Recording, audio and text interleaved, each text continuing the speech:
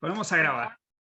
Entonces, segunda parte de la clase del día 14 de julio, clase extraprogramática sobre didáctica, pedagogía, evaluación, y cerramos con el minuto literario. Voy a leer un cuento de Manuel Rivas que está en un texto que se llama, que se llama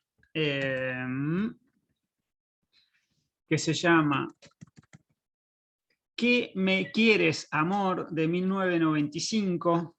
Uno de los cuentos es La lengua de las mariposas.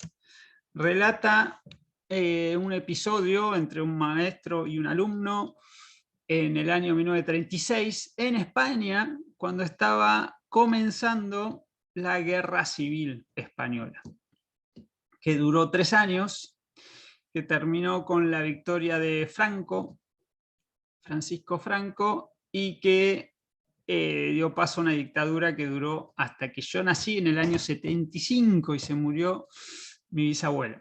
35 años duró esa dictadura de Franco, y esto eran los inicios de la Guerra Civil, cuando todo estaba comenzando y digamos, había que tomar posición para un lado o para el otro. ¿Sí? En el medio de ese contexto se da este cuento que les voy a relatar hoy y que espero que les guste. Esperen que lo encuentro acá. Acá lo tengo.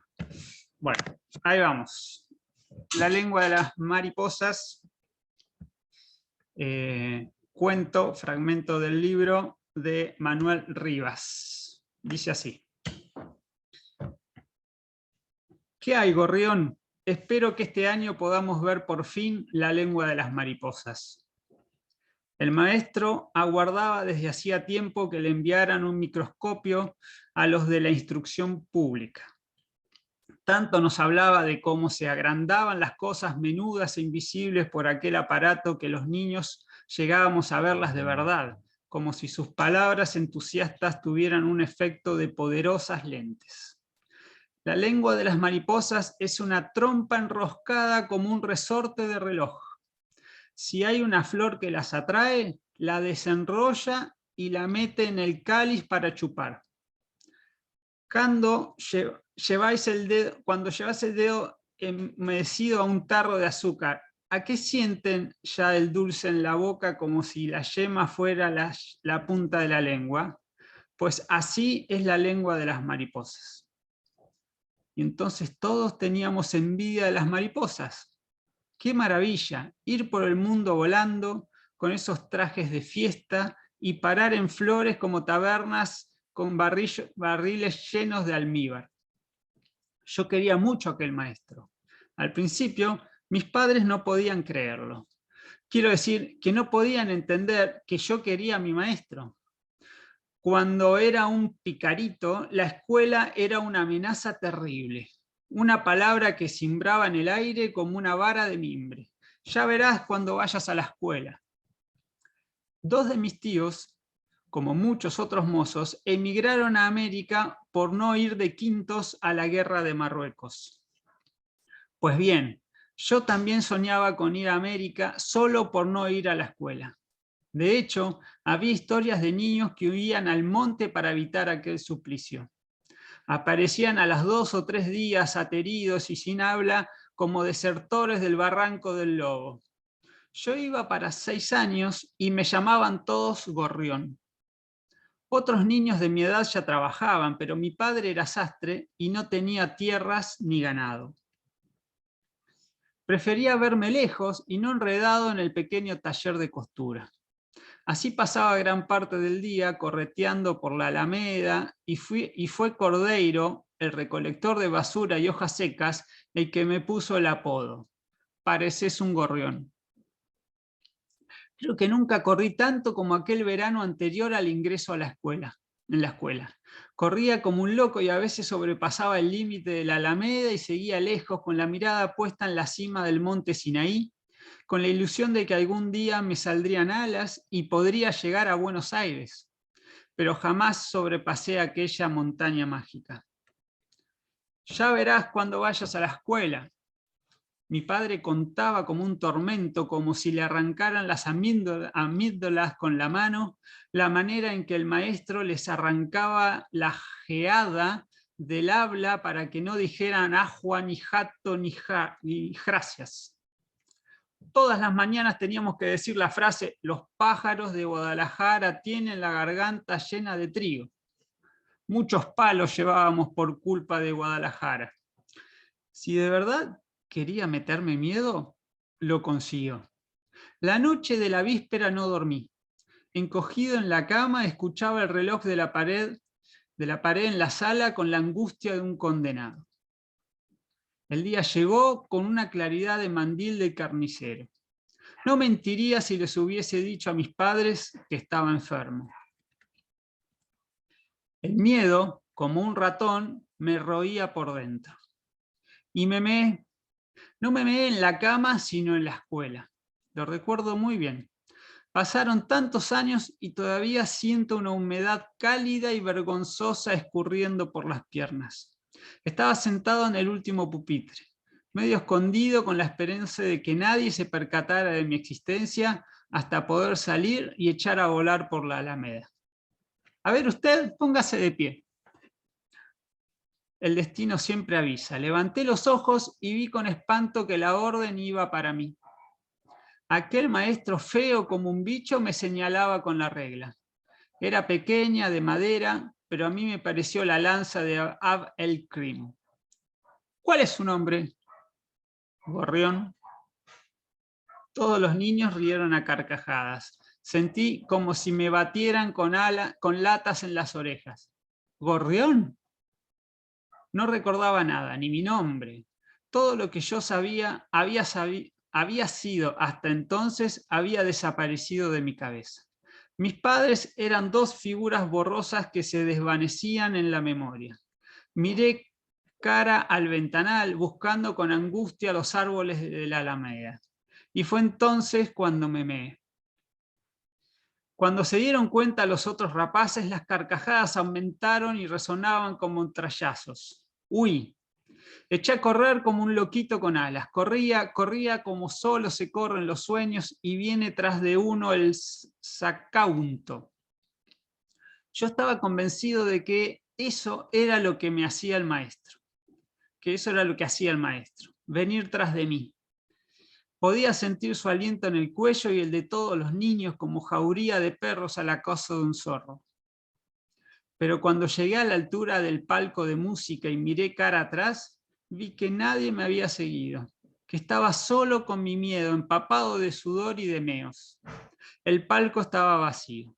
Nadie parecía reparar en mí, pero yo tenía la sensación de que toda la villa estaba disimulando, que docenas de ojos censuradores acechaban en las ventanas y que las lenguas murmuradoras no tardarían en llevarle la noticia a mis padres.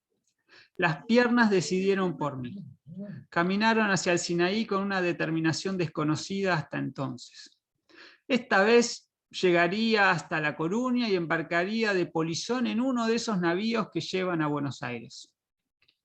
Desde la cima del Sinaí no se veía el mar, sino otro monte más grande todavía, con peñascos recortados como torres de una fortaleza inaccesible.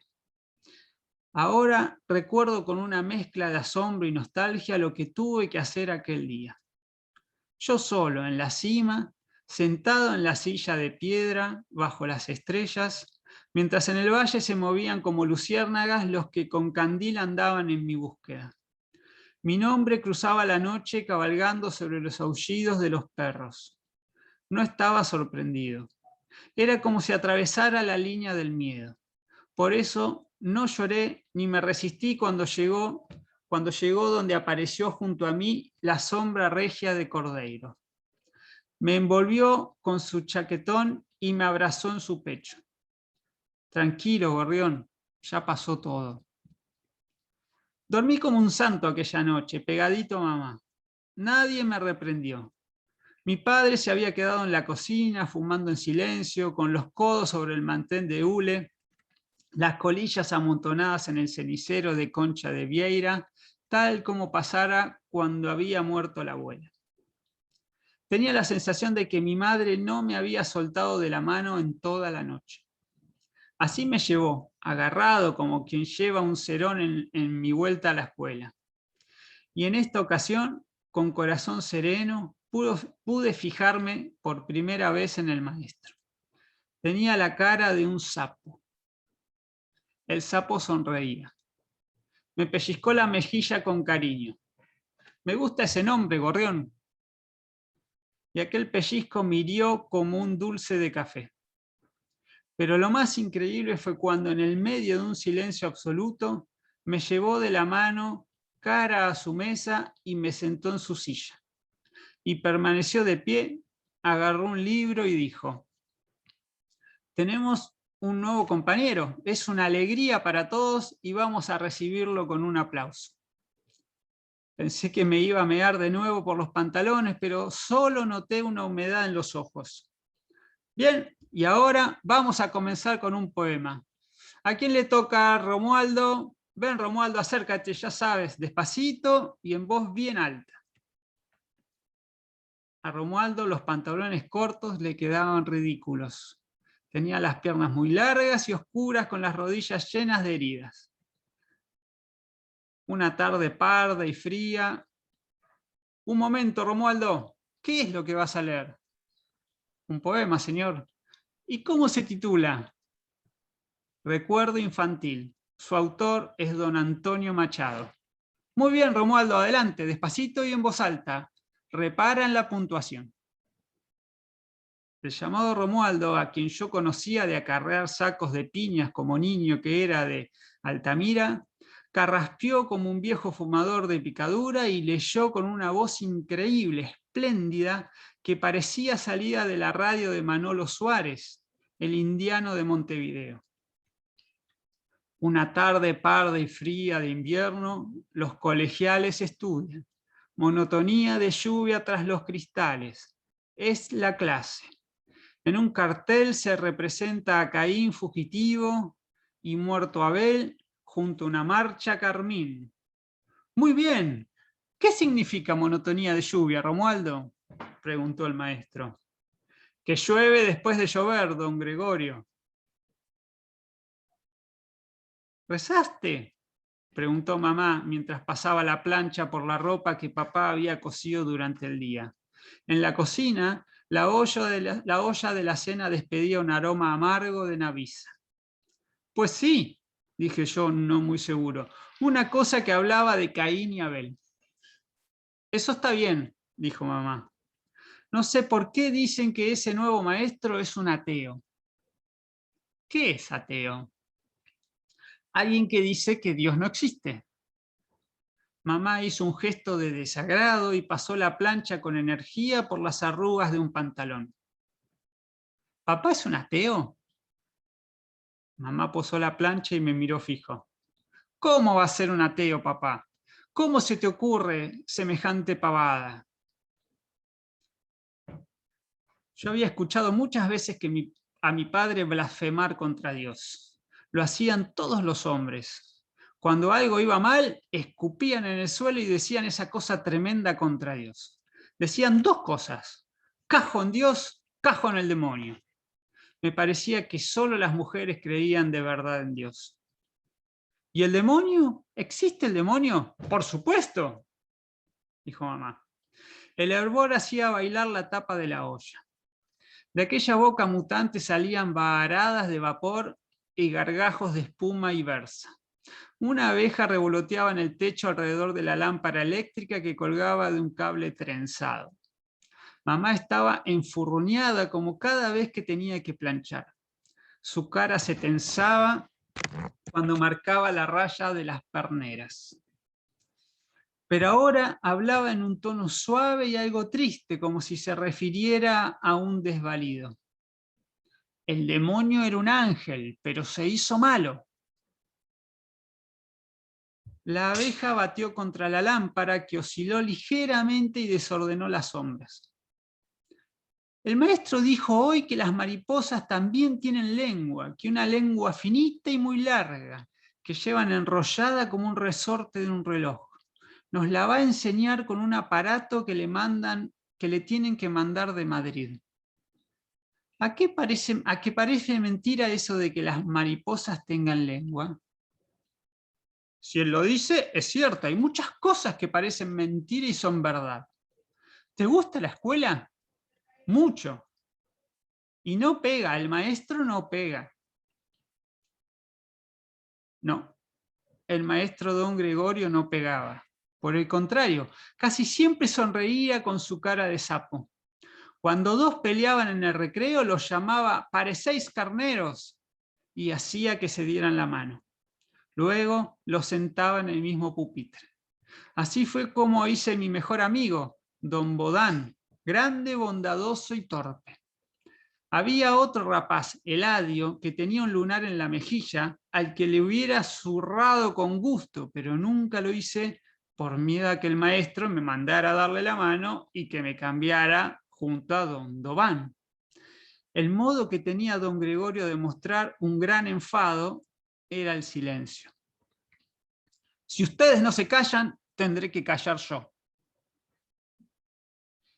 Y iba cara al ventanal, con la mirada ausente perdida en el Sinaí. Era un silencio prolongado, desasosegante, como si nos dejara abandonados en un extraño país.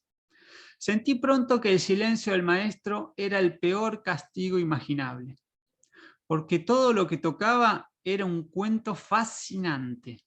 El cuento podía comenzar con una hoja de papel, después de pasar por el Amazonas y el sístole y el diástole del corazón. Todo se enhebraba, todo tenía sentido. La hierba, la oveja, la lana, mi frío. Cuando el maestro se dirigía al mapamundi, nos quedábamos atentos como si se iluminara la pantalla del Cine Rex. Sentíamos el miedo de los indios cuando escucharon por primera vez el relincho de los caballos y el estampido del arcabuz. Íbamos a lomo de los elefantes de Aníbal de Cartago por las nieves de los Alpes, camino de Roma. Luchamos con palos y piedras en Ponte Sampaio contra las tropas de Napoleón, pero no todo eran guerras. Hacíamos heces y rejas de arado en las herrerías del inicio. Escribimos cancioneros de amor en Provenza y en el Mar de Vigo. Construimos el Pórtico de Gloria. Plantamos las patatas que vinieron de América, y a América emigramos cuando vino la peste de la patata. Las patatas vinieron de América, le dije a mi mamá en el almuerzo cuando dejó el plato delante mío. Que iban a venir de América, siempre hubo patatas, sentenció ella.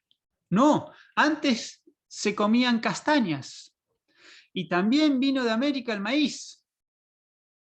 Era la primera vez que tenía clara la sensación de que gracias al maestro sabía cosas importantes de nuestro mundo que ellos, los padres, desconocían. Pero los momentos más fascinantes de la escuela era cuando el maestro hablaba de los bichos.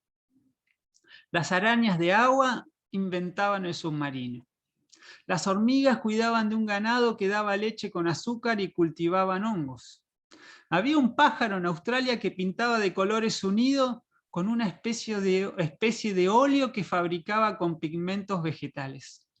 Nunca me olvidaré. Se llamaba tilonorrinco. El macho ponía una orquídea en el nuevo nido para atraer a la hembra. Tal era mi interés que me convertí en el suministrador de bichos de don Gregorio y él me acogió como el mejor discípulo. Había sábados y feriados que pasaba por mi casa e íbamos juntos de excursión. Corríamos las orillas del río, las gándoras, el bosque y subíamos al monte Sinaí. Cada viaje de esos era para mí como una ruta de descubrimiento. Volvíamos siempre con un tesoro, una mantis, un caballito del diablo, un escornabois y una mariposa distinta cada vez, aunque yo solo recuerdo el nombre de una que el maestro llamó Iris y que brillaba hermosísima posada en el barro o en el estiércol. De regreso, cantábamos por los caminos como dos viejos compañeros. Los lunes, en la escuela, el maestro decía: y ahora vamos a hablar de los bichos de gorrión. Para mis padres, esas atenciones del maestro eran una honra. Aquellos días de excursión, mi madre preparaba la merienda para los dos. No hacía falta, señora, yo ya voy comido, insistía don Gregorio. Pero a la vuelta decía, gracias, señora, exquisita la merienda. Estoy seguro de que pasa necesidades, decía mi madre por las noches. Los maestros no ganan lo que tienen que ganar, sentenciaba con sentida solemnidad mi padre. Ellos son las luces de la República. La República, ya veremos dónde va a parar la República. Mi padre era republicano, mi madre no. Quiero decir que mi madre era de misa diaria y los republicanos aparecían como enemigos de la iglesia. Procuraban no discutir cuando yo estaba delante, pero muchas veces los sorprendía. ¿Qué tienes tú contra Zaña? Esa es cosa del cura, ¿qué te anda calentando la cabeza? Yo a misa voy a rezar, decía mi madre. Tú sí, pero el cura no. Un día que don Gregorio vino a recogerme para ir a buscar mariposas, mi padre le dijo que si no tenía inconveniente, le gustaría tomarles la medida para un traje. El maestro miró alrededor con desconcierto. Es mi oficio, dijo mi padre con una sonrisa. Respeto mucho los oficios, dijo por fin el maestro. Don Gregorio llevó puesto aquel traje durante un año y lo llevaba también aquel día de julio de 1936, cuando se cruzó conmigo en la Alameda, camino del ayuntamiento. ¿Qué hay, gorrión? A ver si este año podemos verles por fin la lengua a las mariposas. Algo extraño estaba por suceder. Todo el mundo parecía tener prisa, pero no se movía. Los que miraban para la derecha viraban cara a la izquierda. Cordeiro, el recolector de basura y hojas secas, estaba sentado en un banco, cerca del palco de música. Yo nunca había visto sentado en un banco a Cordeiro. Miró cara para arriba con la mano de visera. Cuando Cordeiro miraba así y callaban los pájaros, era que venía una tormenta. Sentí el estruendo de una moto solitaria. Era un guarda con una bandera sujeta en el asiento de atrás. Pasó delante del ayuntamiento y miró cara a los hombres que conversaban inquietos en el Porsche. Gritó, ¡arriba España! Y arrancó de nuevo la moto dejando atrás una estela de estallidos. Las madres comenzaron a llamar por los niños. En la casa parecía haber muerto otra vez la abuela.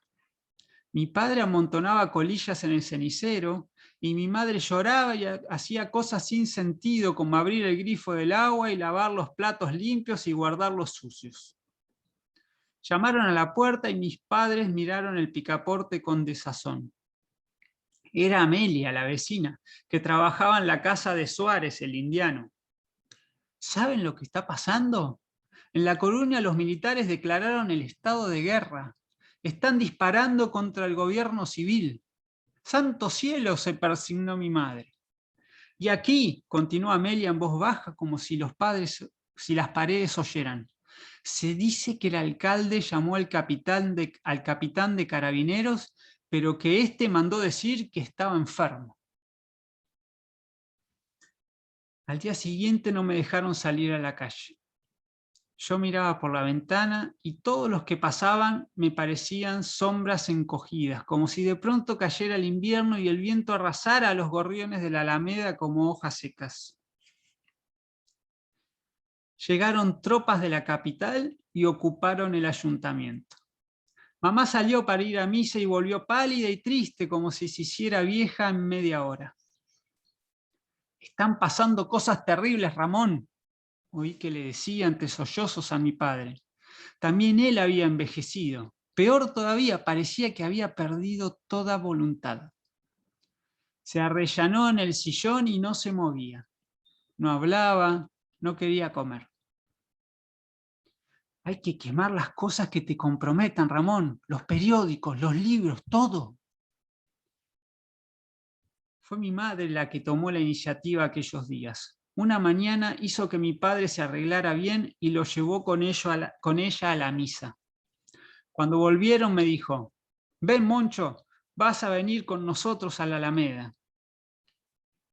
Me trajo la ropa de fiesta y mientras me ayudaba a anudar la corbata me dijo en voz muy grave, recuerda esto, Moncho, papá no era republicano, papá no era amigo del alcalde, papá no hablaba mal de los curas.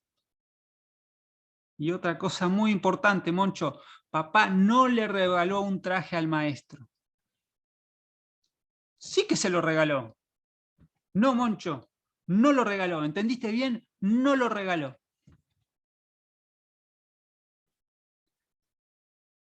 Había mucha gente en la Alameda, toda con ropa de domingo. Bajaban también grupos de las aldeas, mujeres enlutadas, paisanos viejos de chaleco y sombrero, niños con aire asustado, precedidos por algunos hombres con camisa azul y pistola en el cinto. 2 filas de soldados abrían un corredor desde la escalinata del ayuntamiento hasta unos camiones con remolque entoldado, como los que se usaban para transportar el ganado en la feria grande. Pero en la Alameda no había el alboroto de las ferias, sino un silencio grave de Semana Santa. La gente no se saludaba, ni siquiera parecían reconocerse los unos a los otros. Toda la atención estaba puesta en la fachada del ayuntamiento. Un guardia entreabrió la puerta y recorrió el gentío con la mirada. Luego abrió del todo e hizo un gesto con el brazo. De la boca oscura del edificio, escoltados por otros guardias, salieron los detenidos. Iban atados de manos y pies, en silente cordada. De algunos no sabía el nombre, pero conocía todos aquellos rostros. El alcalde, el de los sicarios, el bibliotecario del Ateneo Resplandor Obrero, Charlie, el vocalista de la orquesta Sol y Vida, el cantero quien llamaban Hércules, padre de Don Dobán, y al cabo de la cordada, jorobado y feo como un sapo, el maestro. Se escucharon algunas órdenes y gritos aislados que resonaron en la Alameda como petardos. Poco a poco, de las multitudes fueron saliendo un ruge que acabó imitando aquellos insultos. ¡Traidores! ¡Criminales! ¡Rojos! Grita tú también, Ramón. Por lo que más quieras, grita. Mi madre llevaba agarrado del brazo a papá, como si lo sujetara con toda su fuerza para que no desfalleciera. Que vean que gritas, Ramón, que vean que gritas. Y entonces oí como mi padre decía, ¡traidores! Con un hilo de voz. Y luego, cada vez más fuerte, ¡criminales! ¡Rojos! Soltó del brazo a mi madre y se acercó más a la fila de los soldados, con la mirada enfurecida cara al maestro. ¡Asesino! ¡Anarquista! ¡Come niños! Ahora mamá también trataba de retenerlo y le tiró de la chaqueta discretamente, pero él estaba fuera de sí. ¡Cabrón! ¡Hijo de mala madre! Nunca le había escuchado llamar eso a nadie, ni siquiera al árbitro de un campo de fútbol. Su madre no tiene la culpa, Moncho, recuerda eso. Pero ahora se volvía cara a mí enloquecido y me empujaba con la mirada, los ojos llenos de lágrimas y sangre. ¡Grítale tú, Monchiño! ¡Grítale tú también! Cuando los camiones arrancaron cargados de presos, yo fui uno de los niños que corrían detrás tirando piedras. Buscaba con desesperación el rostro del maestro para llamarle traidor y criminal. Pero el convoy era ya una nube de polvo a lo lejos y yo en el medio de la alameda, con los puños cerrados, solo fui capaz de murmurar de rabia. ¡Sapo! ¡Tilonorrinco! ¡Iris!